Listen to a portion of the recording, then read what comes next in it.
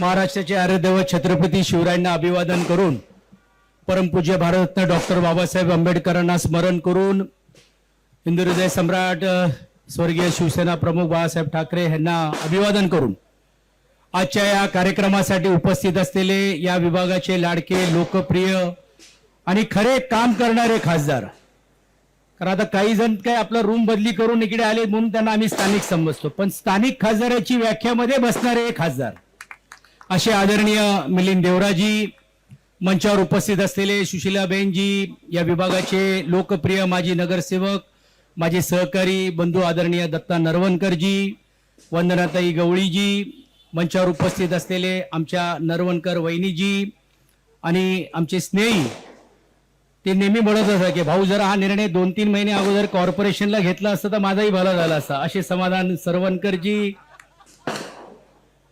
इतर सर्वच, हरुण खान पण आपले नगरसेवक आहेत, माझे जुने सहकारी आहे, नरेंद्र राणे सिद्धिविनायक न्यासचे अध्यक्ष आहेत, सुनील नरसाळेजी आज स्थानिक कॉप नगरसेवक आहेत, माझी मुलगी ऐश्वर्या अहिर, सुनील अहिरजी, इतर मुंबई पुण्यावरून आलेले आमचे युवकांचे नेते, चाकणवरून आलेले काही नगराध्यक्ष, व्यासपीठावर उपस्थित असलेले सर्व शाखा समन्वयक माझ्यावर ज्यांनी मला साथ दिली आणि विद्यमान असलेले पक्षाचे सर्व सन्मान्य पदाधिकारी, प्रशांत गवसजी असतील, इतर सर्व आदरणीय व्यासपीठ, मोसिनजी इकडे आहेत, आणि विशेषतः माझ्यावर प्रेम करणारे तमाम वेगवेगळे समाजाचे घटक, वेगवेगळे सोसायटीचे, जातीचे, धर्माचे सर्व आलेले मान्यवर, उपस्थित असलेले तमाम मतदार बंधू भगिनी बांधवांनो, तरुण सहकारी मित्रांनो, सुरुवातीलाच मी आपली सर्वांची क्षमा मागतो की काही राजकीय निर्णय अपरिहार्य गोष्ट असतात, त्यावेळी काही विश्वासात घेऊन गोष्टी करायची असतात, परंतु माझ्या जीवनामध्ये अनेक अशा काही घटना घडल्या आणि मी नेहमीच म्हणतो की मी वयाच्या 27व्या वर्षामध्ये आमदार झालो, वयाच्या 20व्या वर्षामध्ये सामाजिक क्षेत्रामध्ये मला काम करण्याची संधी मिळाली, अनेक जबाबदारी मला कमी वेळामध्ये आणि विशेषतः वयामध्ये मिळण्याचं काम झालं. असं असला तरी देखील ज्या समाजाचं प्रतिनिधित्व तुम्ही करता, ज्या घटकांना तुम्हाला एकत्रित घेऊन काम करण्याची भूमिका घ्यायची असती, त्यांना किमान बरोबर ठेवणं हे एका नेत्याच्या आणि एक सामाजिक क्षेत्रातल्या कार्यकर्त्याचं काम असतो.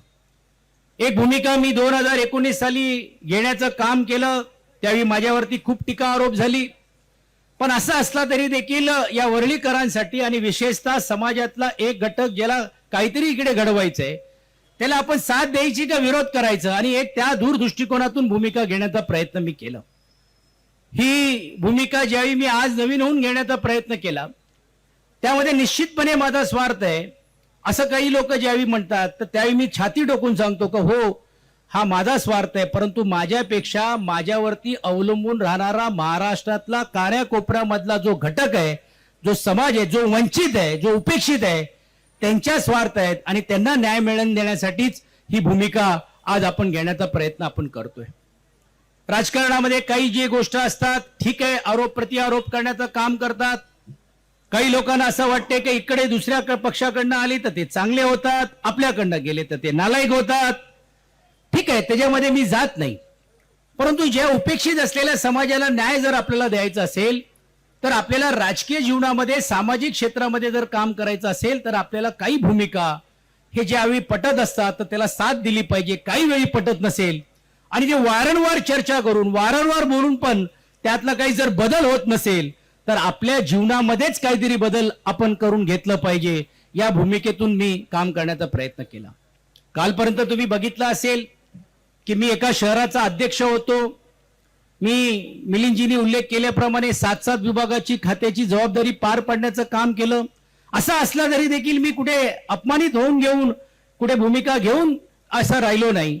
वरळीकरांच्या हितासाठी 2 पावलं मागे जावलेली तरी चालेल, परंतु याही देखील या भागातले लोकप्रतिनिधी त्याला खांद्याला खांदा लावून देऊन या परिसराच्या लोकांचा विकास कसं करता येईल हे बघण्याचा दृष्टिकोन केला. आज सांगावा कोणी, वरळी विरळी चाळीचा प्रकल्प आज जर माझ्यासारख्या कार्यकर्त्यांनी साथ दिली नसती आणि एग्रीमेंट आम्हाला मिळाल्याशिवाय आम्ही हटणार नाही ही संकल्पना ज्यावेळी मी केली आणि ते करण्यास भाग पाडला नसता तर कदाचित या प्रकल्पाला आज गती कुठे मिळाली नसती.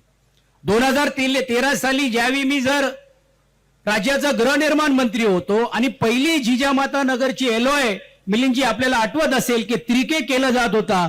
मी आपली साथ घेतली, मी आपण पृथ्वीराज चव्हाण साहेबांकडे गेलो आणि आपण त्यांना सांगितलं की हे चालणार नाही, तुम्ही मुंबईतल्या सर्व त्रिके रद्द करा, पण या त्रिकेला तुम्हाला मान्यता द्यावी लागेल. आणि महानगरपालिकेला कॉन्ट्रॅक्टर ठेवून आपण जिजामाता नगरचा 2013 साली तो त्रिके आपण मंजूर करण्याचं काम केलं, LOI दिलं. 31 डिसेंबरला मला आजही आठवते, अधिकाऱ्याचं नावही सांगू शकतो, निर्मल कुमार देशमुख, म्हणून ते प्रकल्प राहू शकला. नाही तर त्रिके अंतर्गत जर प्रकल्प तो त्यावेळी गेला असता तर आज महानगरपालिकेच्या माध्यमातून मोठा जो काम स्ट्रॉंगनेचं चाललेला आहे तो चालला असता आणि जिजामातेचे लोक हे PAP मध्ये कुठेतरी वडाळा किंवा कुठेतरी मानकुड किंवा मलाड किंवा मालवणीला दुर्दैवाने गेले असते. असंख्य गोष्ट सांगता येण्यासारखी आहे. गोपाळनगरचा प्रकल्प आम्ही आल्यानंतर आपण याच जांभुरी मैदानमध्ये लोकांना चावी वाटपाचा करण्याचं काम केलं, पण आजही देखील लोकांना तिकडे भाडा मिळत नाहीये. आजही लोक तिकडे बेघर झालेले आहेत. कोळीवाड्यामध्ये तर मला अवघ्या काही वर्षासाठी संधी मिळाली आणि ती संधी मिळाल्यानंतर त्या कोळीवाड्यामध्ये जेवढे काही विकास कामं आपण करू शकलो, मग रिंग रोडचा काम होता किंवा इतर होता, ही भूमिका आपण घेण्याचा प्रयत्न आपण केलं गेलं. जुन्या मोडकळी झालेल्या इमारतीच्यासाठी जे धोरण आज 79B खाली झाला होता, त्याची मूलभूत संकल्पना ही त्या काळामध्ये आम्ही घेतली होती आणि 33(9) पॉलिसीमध्ये जर मालक जर तयार नसेल तर हा तुम्ही 79 आणि चा तुम्ही निर्णय घेतला पाहिजे आणि त्याला आताच्या शासनाने मान्यता दिली.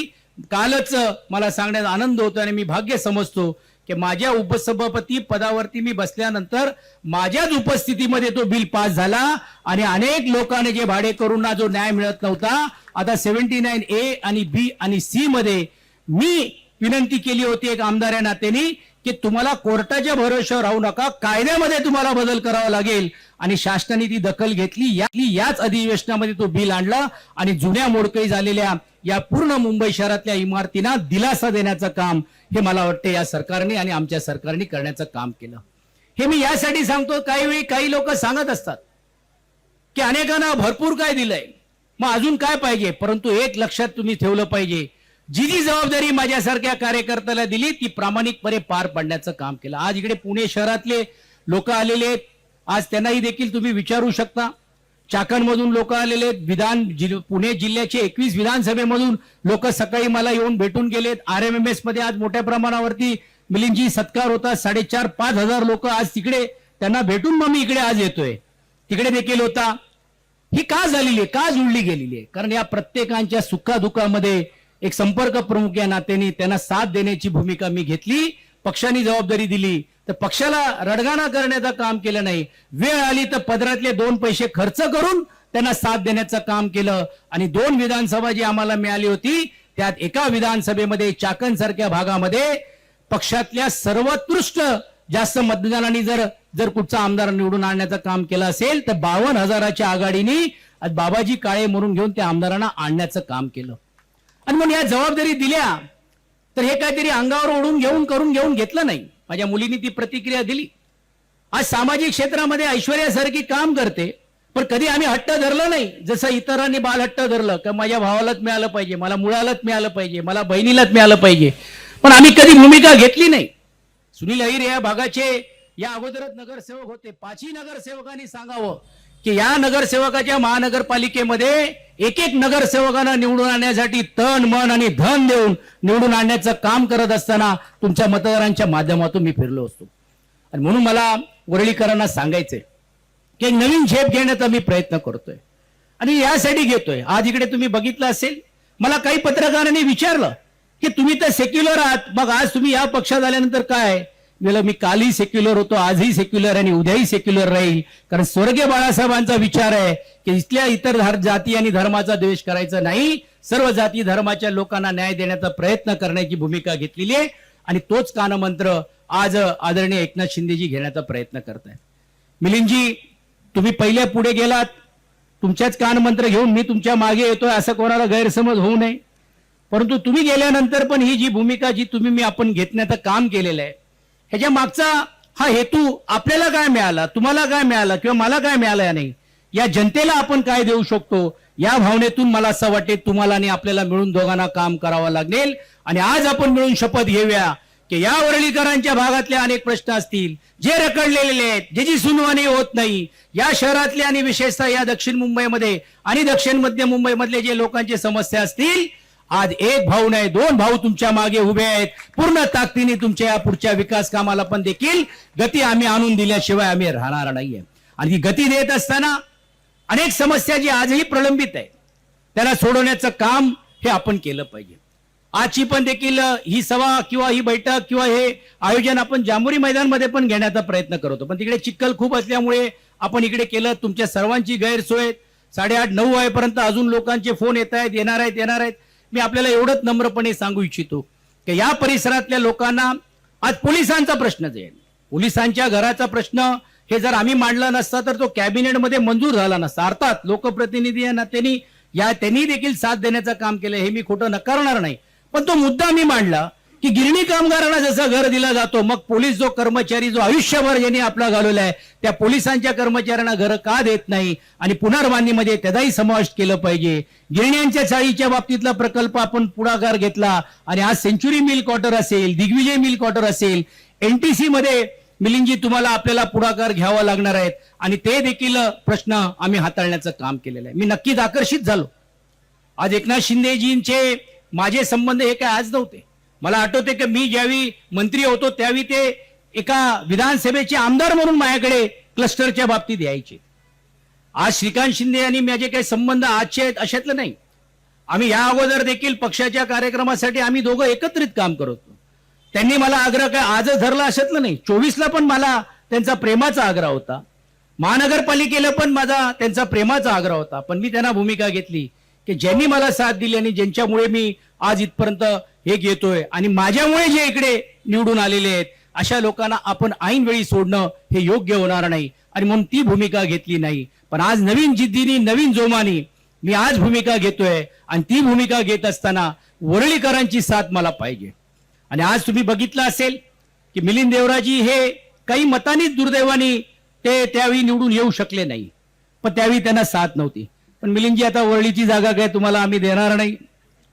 तुम्ही आप दिल्ली देखो हम गल्ली देखते. आमच्या इकडचे वसलेले सर्व जे आहेत इच्छुक असतील, जे कोण इच्छुक असतील आणि पक्ष जे कोण उमेदवार दिलं जाईल, मी वरळीकरांच्या साक्षीने सांगू इच्छितो की हा वरळीकर हा चमत्कार घडवणार आहे. तो डोक्यावरती घेणारा पण आहे, पण डोक्यावरून खाली आपटणारा पण आहे. कारण या मतदारांना ग्राह्य धरलं झालेलं आहे. काही लोकांनी तर 7-12 वरतीच वरळी लिहून टाकलेली आहे.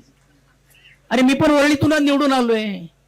आणि मिलिंदजी आपल्या माहितीसाठी सांगू इच्छितो की हा पद हे काय आजच मिळालं नाही. पहिला शिवडी विधानसभेमध्ये 2 वेळा मी आमदार होतो आणि नंतर वरळी डिलिमिटेशन म्हणजे जसं तुमचं दक्षिण मुंबई आणि दक्षिण मुंबई आणि दक्षिण मध्य मुंबई एक होऊन लोकसभा झाली, तशी शिवडी आणि वरळीची एक झाली. त्या वरळीमध्ये याच वरळीकरांनी मला निवडून देण्याचं काम केलेलं आहे आणि आज उपसभापती पद मला मिळालेलं आहे. पण मला आजही आवडून सांगायचं आहे की हा मान विधानसभेचा अध्यक्ष म्हणून नरवडे साहेबांना पण देखील या अगोदर मिळालेले आहे. पण मी तुम्हाला गवाही देऊ इच्छितो की या पदाचा गैरवापर होऊ देणार नाही. प्रत्येक समाजाचा घटक वेळ आली तो कुठच्या जातीचा आहे, धर्माचा आहे किंवा पक्षाचा आहे हे बघितला जाणार नाही. तो या विभागाचा आहे, त्याला न्याय मिळाला पाहिजे. तो उपेक्षित आहे, तो आशेने येतोय, आशेचा किरण त्यांच्याकडे आहेत. मी आपल्याला गवाही देऊ इच्छितो की एकनाथ शिंदेजींच्या नेतृत्वाखाली त्या प्रत्येक घटकाला न्याय दिल्याशिवाय आम्ही राहणार नाहीये. मी म्हटल्याप्रमाणे का आम्ही आकर्षित झालो, गिरणी कामगारांचा मोर्चा होता. दरवर्षी आम्ही मोर्चा काढायचो, कुणी सुनवाई करत नव्हता. मी पुढाकार घेतला. हा मी सांगितलं का हा आता शेवटचाच मोर्चा आम्ही करू, कारण मुंबईमध्ये घरं मिळाली पाहिजे ही गेल्या अनेक वर्षाची आमची मागणी आहे. कोणी दखल घेत नव्हता. उदय सामंतांनी मध्यस्थी केली, प्रसादनी मध्यस्थी केली. मी त्यांना सांगितलं की मला राज्याचे मुख्यमंत्री किंवा अन्यथा उपमुख्यमंत्र्यांना द्या, तोपर्यंत मी हा मोर्चा मागे घेणार नाही. त्यांनी समजूत घालण्याचा प्रयत्न केला, आम्ही हटलो नाही. 12:30 वाजता ठाण्यावरून एकनाथ शिंदेजी नंदवनला आले, आमच्या शिष्टमंडळाला भेट दिली आणि सांगितलं का 1 दिवस द्या, दुसऱ्या दिवशी मी तुमची बैठक लावतो. तिसऱ्या दिवशी त्यांनी बैठक लावली आणि मुंबईमध्ये गिरणी कामगाराला घरं आम्ही देणारच ही भूमिका त्यांनी स्वीकारण्याचं काम केलं. मग आम्ही त्यांना आकर्षित होऊ नाही की नाही. बीएसटीचा संप होता, 4 दिवस संप झाला होता. काही लोक ह्या संप मोडण्यासाठी मेसा लावत होते. काही लोक 27-28 लोकांना आज जेलमध्ये बंद करण्याचा काम झाला होता. 5वा दिवस उलटून चालला होता, कोणी मध्यस्थी करायला तयार नव्हता. त्यावेळी मी प्रताप सरनाईक माझे संबंध असताना त्यांना मध्यस्थी करण्यास भाग पडला आणि त्यांना विनंती केली. त्यांनी आश्वासित केलं की तुम्ही संप मागे घ्या. आम्ही सांगितलं का नाही, राज्याच्या मुख्यमंत्री आणि उपमुख्यमंत्र्यांनी द्यावं आणि आमच्यातले जी समस्या आणि जे आमचे समस्या सोडवावे. तिसऱ्या दिवशी एकनाथ शिंदेजीने आम्हाला वेळ दिली. न होणाऱ्या गोष्टी जे बीएसटी मध्ये होते ती समिती गठीत केली, कामगारांना 3,000 रुपये वाढ दिली आणि जे कॉन्ट्रॅक्ट कामगार 25-30 हजार कामगार आहेत, ज्याला कायद्यामध्ये 1ही रुपया वाढ मिळू शकत नाही, अशा लोकांना 2,000 रुपये प्रत्येकी महिन्याला वाढ देऊन त्यांना न्याय देण्याचं काम केलं. मी कसं डोळे झाक करू शकतो? तर न्याय देणारा कार्यकर्ता काम करणाऱ्या कार्यकर्त्याबरोबर साथ द्यायला जर तयार असेल, ती साथ मी घ्यायची की सोडून फक्त पुढे जायचं, हा प्रश्न माझ्या समोर होता. आज महाराष्ट्रभरामध्ये अनेक प्रतिक्रिया येत असतील, महाराष्ट्रामध्ये समज आणि गैरसमज होत असतील, पण मी जी भूमिका घेतलेली आहे तो उपेक्षित असलेल्या समाजाच्या घटकापर्यंत त्यांना न्याय देण्याची भूमिका घेतलेली आहे आणि ते न्याय देण्याचा प्रयत्न या पुढच्या काळामध्ये या पदाचा बहुमान ठेवत असताना मी निश्चितपणे केल्याशिवाय राहणार नाही. आज राज्याचे मुख्यमंत्री असतील, आदरणीय देवेंद्र फडणवीसजी असतील, त्यांच्यासारख्याने पण मला साथ देण्याची भूमिका घेतली. आज सुमित्राताई वहिनी असतील, त्यांना तर आनंद झाला की आज आमच्याच कुटुंबातला एक व्यक्ती इथपर्यंत आज पोहोचतोय. पण दुर्दैवाने म्हणावं लागेल की ज्याला खांद्याला खांदा लावून मी साथ दिली, ज्यांना आपण या विधानसभेमध्ये घडवण्याचा प्रयत्न केला, ज्यांना आपण वेगवेगळ्या भूमिकेतून पुढे आणण्याचं काम केलं, आज किमान त्यांनी एक शुभेच्छा जरी दिल्या असत्या तर मला सारख्या कार्यकर्त्याला ते आनंद झाला असता की कालपर्यंत माझ्याबरोबर साथ देणारा माणूस आज समजा जरी वेगळी भूमिका घेत असेल, पण त्याला माझे लाख लाख शुभेच्छा आहे. ते न घेता जे टीका करतात, आरोप करतात, त्यांच्याकडे बघण्याची गरज नाही. मी परवाच्या दिवशी सांगितलं की आयुष्यात ज्याने कधी दगड उचलले नाही, दगडाचा कधी कोणाशी नाता नाही, ते आता आम्हाला समजायला लागलेत की काय दगड असतो आणि काय संघर्ष असतो. त्या सर्व संघर्षातून पार करून मी आज इथपर्यंत तुमच्यापर्यंत आलेले आहेत. तुमचा आशीर्वाद राहिला तर निश्चितपणे एकूण एक घटकाला न्याय देण्यासाठी, जसं 89चं कार्यालय या अगोदर जसा उघडा होता, हा 89च्या कार्यालयामध्ये आलेला कुठचा जाती धर्माचा माणूस कधी आम्ही बघितला नाही, पक्षाचा बघितला नाही. तीच भूमिका पुढच्या काळामध्ये राहून तुमचे असंख्य असलेले प्रश्न, प्रकल्पाचे असंख्य असलेले प्रश्न, तुमची जी सुनावणी होत नाही त्या सर्व प्रकल्पाला पण देखील गती देण्याचं काम मी आणि मिलिंद देवराजी आणि व्यासपीठावरती सर्व मान्यवर केल्याशिवाय स्वस्थ बसणार नाही, हे अभिवचन मी या निमित्ताने देतो. परत एकदा आपल्या सर्वांच्या समोर नतमस्तक होत असताना आपली जिद्द आणि अपेक्षा या पूर्ण करण्यासाठी माझ्यासारखे हजारो कार्यकर्ते दिवस रात्र तुमच्या बरोबर सोबतीला काम राहण्याचा प्रयत्न करणार आहे. दत्ताजी, मी आपल्याला सांगू इच्छितो की या प्रक्रियेमध्ये आल्यानंतर सर्व पक्षातल्या कार्यकर्त्यांना एकत्रित आपल्याला आणावं लागणार आहे. कोण मोठा आहे कोण छोटा आहे न बघता आपण एक आपुलकीने कुटुंब प्रमुख या नात्याने तुम्ही मी आपण आजपर्यंत काम करण्याचा प्रयत्न केलेला आहे. दत्ताजी बोलले ही गोष्ट खरी आहे की त्यांचा कार्यालय आणि माझा कार्यालय एकत्र असल्यामुळे एवढं गैरसमज होता की दत्ता नरवणकरने तिकडे बसायचं सोडून दिलं आणि ते डायरेक्ट इकडे गांधीनगरला येऊन शिफ्ट झाले. पण असं असलं तरी देखील ते ज्यावेळी अगोदर मनसेमध्ये होते तरी माझे संबंध तसेच राहिले, पक्षात आले तरी देखील संबंध तसे राहिले. पक्षामध्ये ते आणि मी वेगळी भूमिका त्यांनी घेतली म्हणून मी कधी तिरस्कार करण्याचं काम केलं नाही. तो नाता मला असं वाटते तुमच्या माध्यमातून निश्चितपणे पुढच्या काळामध्ये घेऊन जाण्याचं काम करूया. आज असंख्य कार्यकर्ते जुडत आहेत, असंख्य भागातली लोकांचे मला येत आहेत, असंख्य या पुरळीतले आहेत. आज तुम्ही बघा कोळीवाड्यातल्या वेगवेगळ्या समाजातली लोक आलेली आहेत, आज गावकीतली लोक जी आज इकडे आलेली, मी त्यांचा नतमस्तक होऊन आभार मानतो.